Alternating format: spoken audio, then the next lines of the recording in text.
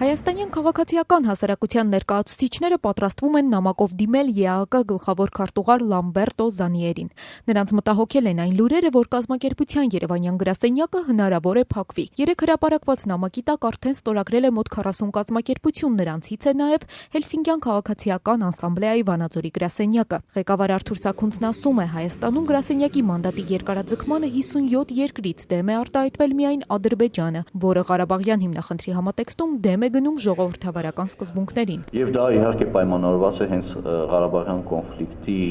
հետ կապված Ադրբեջանի իշխանությունների, կոնկրետ Իլհամ Ալիևի որդեգրած կոշտ քաղաքականությամբ։ Սաքունցն ընդգծում է այն փաստը, որ ԵԱՀԿ երևանյան գրասենյակը Ղարաբաղյան հիմնախնդրի կարգավորմամբ ընդհանրապես չի զբաղվում։ Դրա գործունեության շրջանակը սահմանափակվում է Հայաստանի իշխանության եւ քաղաքասարակության հետ հարաբերություններով, նպաստելով երկրում ժողովրդավարության զարգացմանը։ Եվ տարօրինակ է, որ Ադրբեջանի իշխանությունները փաստորեն դեմ են հանդես գալիս Հայաստանի Հանրապետությունում մարդու իրավունքների ժողովրդավարական ինստիտուտների զարգացմանը։ Սա մի քիչ շատ տարօրինակ է, եթե թույլ կարող ենք տալ մեզ օգտագործել մեկ այլ պետության ներքին գործերի միջամտության, այդ տերմինը, ապա առավել քան ցայտուն երևում է, որ ինքը քիչ է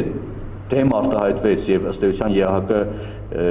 Բաքվի գրասենյակը փակվել է երկար տարիներ, հիմա էլ փորձում է, որ այդ գրասենյակը իր գործունեությունը դադարեցնի ուրեմն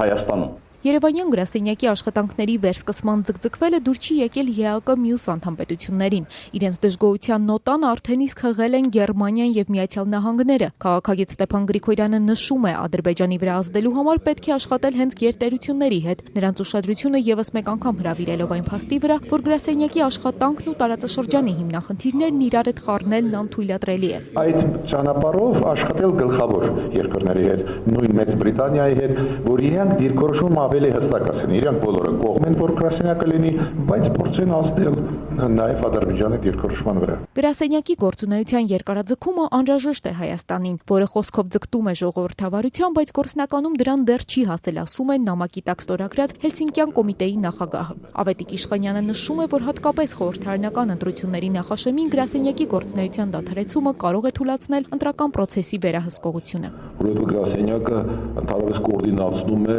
ԵԱՀԿ ժմիջի կողմից եկող դիտորդներին։ Եվ այդ չի նշանակում, որ եթե գրասենյակը փակվի, ժմիջի դիտորդները չեն գալու, որովհետև նրանք հրավերով գալիս են։ Բայց իհարկե բավական կտուշի, որովհետև այդ ամեն ինչը, որովհետև նրանք բավականին ակտիվ կոորդինացնում են, նրանք նաև ԵԱՀԿ-ի ականջն են այստեղ։ Միջազգային դիտորդական առաքելության ինստիտուտի իրականացման, կազմակերպման բավական ամբողջ այդ հարցերը